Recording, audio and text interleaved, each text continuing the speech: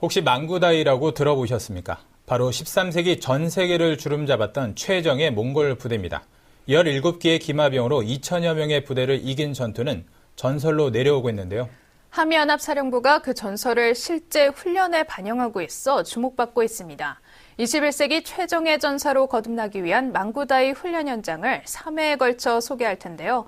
오늘 그 첫 시간으로 훈련 1일차 모습 김태우 기자가 전합니다. 역사 속에서 최고의 기마부대로 손꼽히는 몽골의 망구다이. 붉은 전사라고도 불리는 이 부대는 최고의 전투력과 생존력을 겸비해 주변국들에게 무서움 그 자체였습니다. 한미연합사령부는 이들의 체력과 정신력을 본받기 위해 지난 17일 부사관들을 대상으로 무박 3일의 망구다이 훈련을 실시했습니다. 상사급 이상으로 구성된 부사관들은 훈련에 앞서 성공적인 훈련을 위해 각자의 마음을 다시 잡았습니다. 한미 부사관 전술훈련을 통해 다양한 경험을 해서 신병 교육대에서 신병들을 실전과 같이 훈련시킬 수 있도록 최선을 다하겠습니다. Across the Army, across the Navy, across the Marines, and then the ROC as well. So we're incredibly fortunate to be here and hear that we could go through all these training exercises and really see how we were able to endure together and really build up each other and build the ROC-US partnership. 첫날의 훈련은 한미 부사관들의 체력을 검증하고 서로의 서먹함을 극복하기 위한 유격과 참호 격투로 진행됐습니다. 10명의 한미 부사관으로 구성된 분대는 교관의 도움 없이 각 장애물을 10분 안에 극복해야 합니다. 말이 통하진 않지만 서로 협력해 장애물들을 극복해 나가면서 언어의 장벽은 자연스레 허물어집니다. 얼굴색의 차이만큼 분명히 구분돼 보였던 한미 부사관들은 어느새 서로를 형제라 부르며 전우애를 다집니다. The difference is that we're an all-volunteer force in the United States Army, and I know the ROC Army is conscription, but all of the soldiers and airmen and Marines and sailors that we're working with right now have volunteered to serve their country voluntarily, and so therefore we don't have much difference. 한미 부사관들은 앞으로 이틀 남은 전술훈련의 성공을 위해 서로의 전략을 토의하며 첫날 훈련을 마무리했습니다. 국방뉴스 김태우입니다.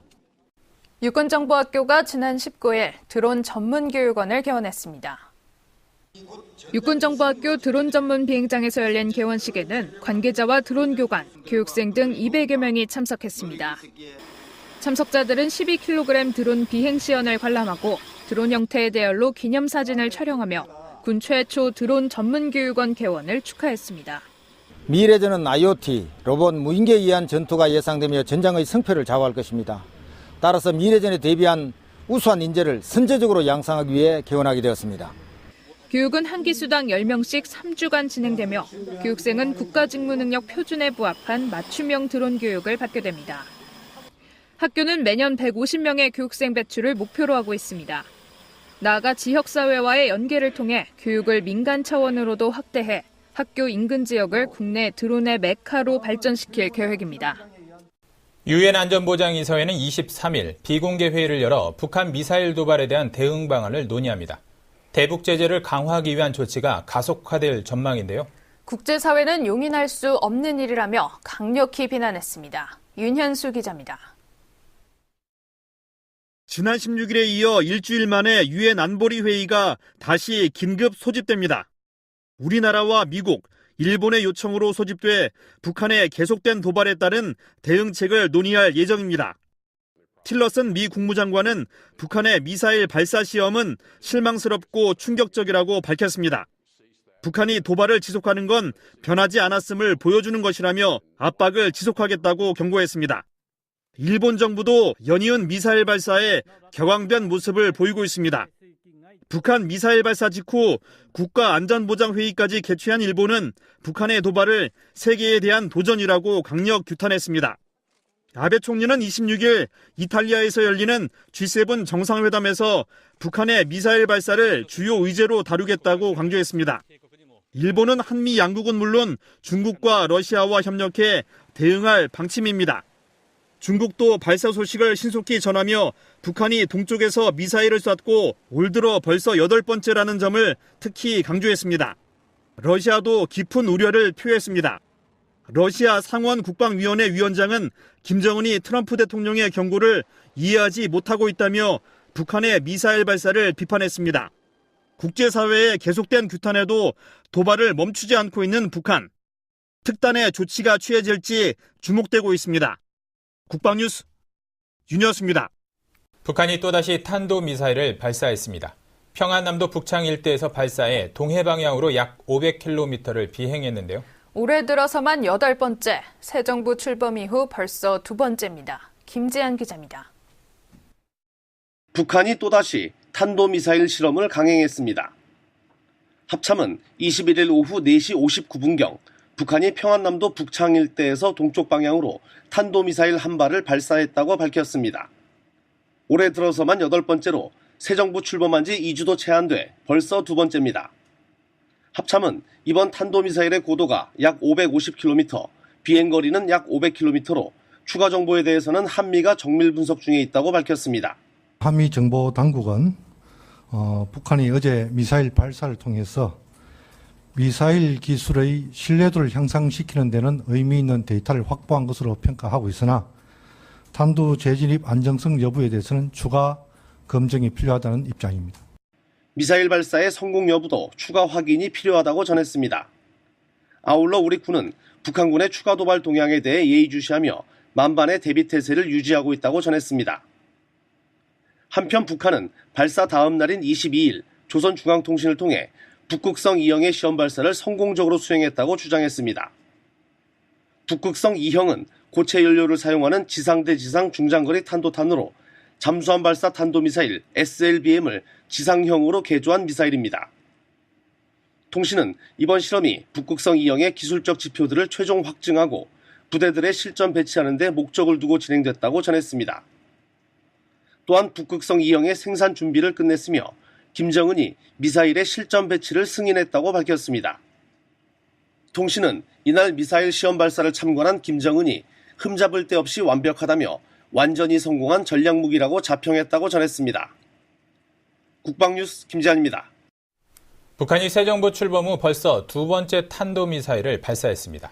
청와대는 국가안전보장회의 NSC 상임위를 긴급 소집했습니다. 손시은 기자입니다. 문재인 대통령은 북한 미사일 발사 8분 후인 오후 5시 7분 정의용 국가안보실장에게 첫 보고를 받았습니다. 문 대통령은 즉각 국가안전보장회의 NSC 상임위 소집을 지시했습니다.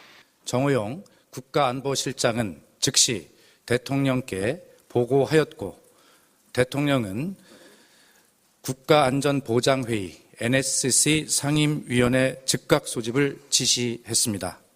NSC 상임위는 미사일을 발사한 지 약 1시간 뒤인 오후 6시에 정의용 청와대 국가안보실장 주재로 열려 대응 방안을 논의했습니다. 문 대통령은 오후 6시 27분까지 상임위 결과를 포함해 모두 5차례의 보고를 받고 NSC 상임위 차원에서 확고히 대응할 것을 지시했습니다. 북한의 미사일 발사는 문 대통령 취임 이후 벌써 2번째 발사로 올해 들어 8번째이며 지난 14일 신형 중장거리 탄도미사일을 발사한 지 일주일 만입니다. 북한의 계속된 도발을 놓고 전문가들은 미국의 군사적 압박 속에 군사 도발을 통해 한반도 정세의 주도권을 놓지 않으려는 시도라고 분석하고 있습니다. 국방뉴스 손시은입니다. 교육원 개원을 축하했습니다.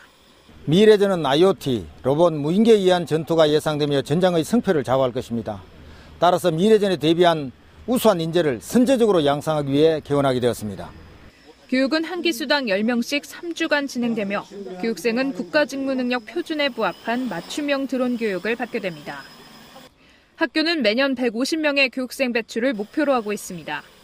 나아가 지역사회와의 연계를 통해 교육을 민간 차원으로도 확대해 학교 인근 지역을 국내 드론의 메카로 발전시킬 계획입니다. 유엔 안전보장이사회는 23일 비공개 회의를 열어 북한 미사일 도발에 대한 대응 방안을 논의합니다. 대북 제재를 강화하기 위한 조치가 가속화될 전망인데요. 국제사회는 용인할 수 없는 일이라며 강력히 비난했습니다. 윤현수 기자입니다. 지난 16일에 이어 일주일 만에 유엔 안보리 회의가 다시 긴급 소집됩니다. 우리나라와 미국, 일본의 요청으로 소집돼 북한의 계속된 도발에 따른 대응책을 논의할 예정입니다. 틸러슨 미 국무장관은 북한의 미사일 발사 시험은 실망스럽고 충격적이라고 밝혔습니다. 북한이 도발을 지속하는 건 변하지 않았음을 보여주는 것이라며 압박을 지속하겠다고 경고했습니다. 일본 정부도 연이은 미사일 발사에 격앙된 모습을 보이고 있습니다. 북한 미사일 발사 직후 국가안전보장회의까지 개최한 일본은 북한의 도발을 세계에 대한 도전이라고 강력 규탄했습니다. 아베 총리는 26일 이탈리아에서 열리는 G7 정상회담에서 북한의 미사일 발사를 주요 의제로 다루겠다고 강조했습니다. 일본은 한미 양국은 물론 중국과 러시아와 협력해 대응할 방침입니다. 중국도 발사 소식을 신속히 전하며 북한이 동쪽에서 미사일을 쐈고 올 들어 벌써 8번째라는 점을 특히 강조했습니다. 러시아도 깊은 우려를 표했습니다. 러시아 상원 국방위원회 위원장은 김정은이 트럼프 대통령의 경고를 이해하지 못하고 있다며 북한의 미사일 발사를 비판했습니다. 국제사회의 계속된 규탄에도 도발을 멈추지 않고 있는 북한. 특단의 조치가 취해질지 주목되고 있습니다. 국방뉴스 윤여수입니다. 북한이 또다시 탄도미사일을 발사했습니다. 평안남도 북창 일대에서 발사해 동해 방향으로 약 500km를 비행했는데요. 올해 들어서만 8번째, 새 정부 출범 이후 벌써 2번째입니다. 김지한 기자입니다. 북한이 또다시 탄도미사일 실험을 강행했습니다. 합참은 21일 오후 4시 59분경 북한이 평안남도 북창 일대에서 동쪽 방향으로 탄도미사일 한 발을 발사했다고 혹시 망구다이라고 들어보셨습니까? 바로 13세기 전 세계를 주름잡았던 최정예 몽골 부대입니다. 17개의 기마병으로 2천여 명의 부대를 이긴 전투는 전설로 내려오고 있는데요. 한미연합사령부가 그 전설을 실제 훈련에 반영하고 있어 주목받고 있습니다. 21세기 최정예 전사로 거듭나기 위한 망구다이 훈련 현장을 3회에 걸쳐 소개할 텐데요. 오늘 그 첫 시간으로 훈련 1일차 모습 김태우 기자가 전합니다.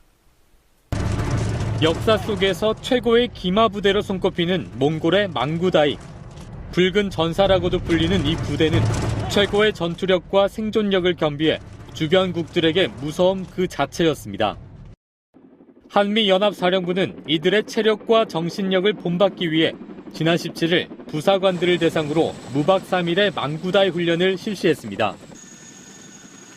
상사급 이상으로 구성된 부사관들은 훈련에 앞서 성공적인 훈련을 위해 각자의 마음을 다시 잡았습니다. 한미 부사관 전술훈련을 통해 다양한 경험을 해서 신병 교육대에서 신병들을 실전과 같이 훈련시킬 수 있도록 최선을 다하겠습니다. Across the Army, across the Navy, across the Marines, and then the ROC as well. So we're incredibly fortunate to be here and hear that we could go through all these training exercises and really see how we were able to endure together and really build up each other. 밝혔습니다. 올해 들어서만 8번째로 새 정부 출범한 지 2주도 채 안 돼 벌써 2번째입니다. 합참은 이번 탄도미사일의 고도가 약 550km, 비행거리는 약 500km로 추가 정보에 대해서는 한미가 정밀 분석 중에 있다고 밝혔습니다. 한미 정보 당국은 북한이 어제 미사일 발사를 통해서 미사일 기술의 신뢰도를 향상시키는 데는 의미 있는 데이터를 확보한 것으로 평가하고 있으나 탄두 재진입 안정성 여부에 대해서는 추가 검증이 필요하다는 입장입니다. 미사일 발사의 성공 여부도 추가 확인이 필요하다고 전했습니다. 아울러 우리 군은 북한군의 추가 도발 동향에 대해 예의주시하며 만반의 대비 태세를 유지하고 있다고 전했습니다. 한편 북한은 발사 다음 날인 22일 조선중앙통신을 통해 북극성 2형의 시험 발사를 성공적으로 수행했다고 주장했습니다. 북극성 2형은 고체 연료를 사용하는 지상대지상 중장거리 탄도탄으로 잠수함 발사 탄도미사일 SLBM을 지상형으로 개조한 미사일입니다. 통신은 이번 실험이 북극성 2형의 기술적 지표들을 최종 확증하고 부대들의 실전 배치하는 데 목적을 두고 진행됐다고 전했습니다. 또한 북극성 2형의 생산 준비를 끝냈으며 김정은이 미사일의 실전 배치를 승인했다고 밝혔습니다. And build the ROC-US partnership. 첫날의 훈련은 한미 부사관들의 체력을 검증하고 서로의 서먹함을 극복하기 위한 유격과 참호 격투로 진행됐습니다. 10명의 한미 부사관으로 구성된 분대는 교관의 도움 없이 각 장애물을 10분 안에 극복해야 합니다. 말이 통하진 않지만 서로 협력해 장애물들을 극복해 나가면서 언어의 장벽은 자연스레 허물어집니다.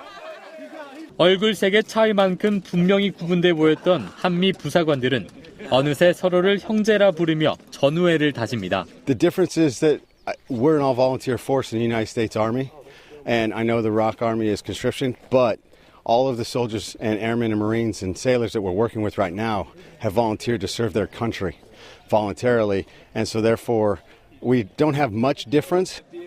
한미 부사관들은 앞으로 이틀 남은 전술훈련의 성공을 위해 서로의 전략을 토의하며 첫날 훈련을 마무리했습니다.